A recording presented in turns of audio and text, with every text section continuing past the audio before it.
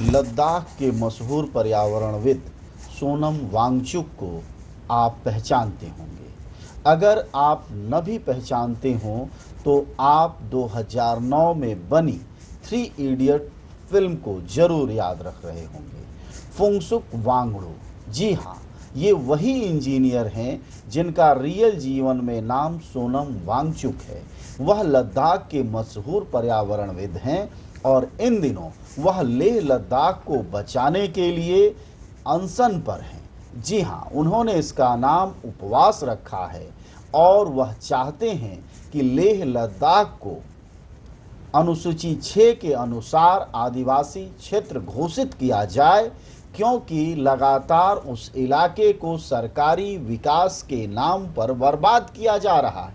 आइए उनकी अपील को सुनते हैं कि उनके 5 दिन के अनशन का क्या मकसद है।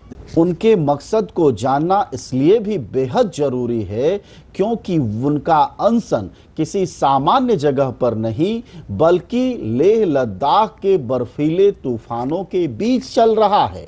आखिरकार उन्होंने भारत सरकार ने उनके सामने ऐसी क्या स्थिति पैदा कर दी है कि सोनम वांगचुक को बाकायदा बर्फीले तूफानों के बीच अनशन करने को मजबूर होना पड़ा है।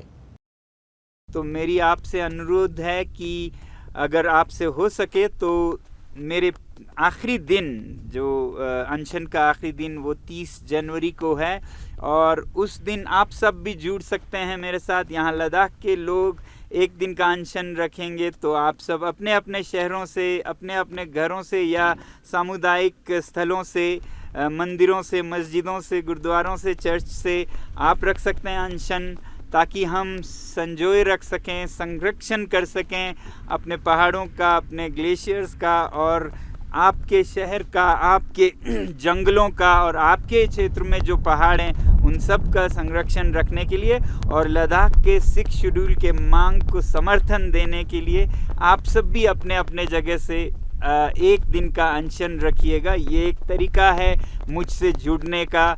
बहुत बहुत बहुत बहुत धन्यवाद। सुना कि सोनम वांगचुक ने विस्तार से बताया कि 30 जनवरी को उनके उपवास का आखिरी दिन है, लेकिन आप सबके लिए यह जानना बेहद जरूरी है कि वो क्या कारण थे जिसके कारण सोनम वांगचुक को बर्फीले तूफानों के बीच अनशन करना पड़ा है।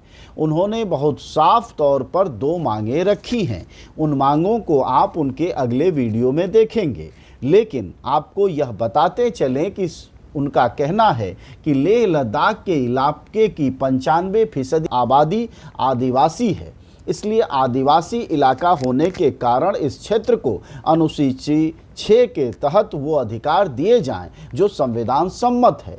इसी मांग को करने के कारण उन्हें स्थानीय यूटी प्रशासन, वहाँ सीधे मोदी सरकार का राज है, उन्होंने उन्हें नज़रबंद कर लिया है, यानी घर में कैद कर लिया है। उसी कैद के खिलाफ अनशन है। आइए हम उनकी मांगों को भी विस्तार से जानते हैं।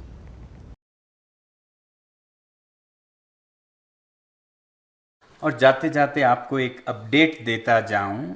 आज जब मैंने इस इल्लीगल हाउस अरेस्ट के बारे में और एलजी साहब के मनमानियों के बारे में स्टेटमेंट्स देना शुरू किया तो आज दोपहर में एक अधिकारी मेरे पास भेजे जाते हैं। उन्होंने मुझे ये कागज़ थमाया जो कि एक एग्रीमेंट है और एक बॉन्ड भी है पैसे के साथ। अब देखिएगा वो क्या कहते हैं। इस पे मुझे साइन करना है। That I undertake that I will not make any comments और issue statements or make public speeches, hold, participate in public assemblies, any activity related to recent events in Leh district at present time, since it has potential for endangering peace. और आगे जाके कहते हैं कि that the symbolic fasting, if any, will be held within the Hayal campus only. और मेरा signature चाहते हैं, यानी कि मैं अपने हाथों आर्टिकल 19 के जो मुझे freedom of expression, freedom of movement दिया जाता है वो उनके हवाले करूं, मैं अपने आप को अधिकारों से वंचित करूं। और फिर उसके ऊपर वो चाहते हैं कि मैं 40 और 10 50 हजार का पैसा भी भरूं, बॉन्ड भी। तो मैंने उन अधिकारी साहब से कहा कि अगर मैं इस पे सिग्नेचर नहीं करता हूं तो क्या होगा? तो वो बोले तो आपका डिटेंशन हो सकता है। तो मैंने कहा ये तो सबसे अच्छी बात होगी, मैं तो खुशी खुशी आपके जेल में जाना चाहूंगा। अरे साहब, जो आदमी खारदोंगला के -40 में मरने से नहीं डरा वो आपके डिटेंशन से डरेगा। और उससे भी ताज़ा अपडेट आपको एक दूं जो मुझे अभी अभी मिला रात को कोई 9 बजे। इस एग्रीमेंट पर साइन करने को बाध्य करने के लिए हमारे स्कूल के 3 मासूम युवा शिक्षकों को, जिनका कोई दोष नहीं है, थाने ले गए हैं और उनको सताया जा रहा है ताकि उनको बचाने के लिए मैं ये साइन करूं।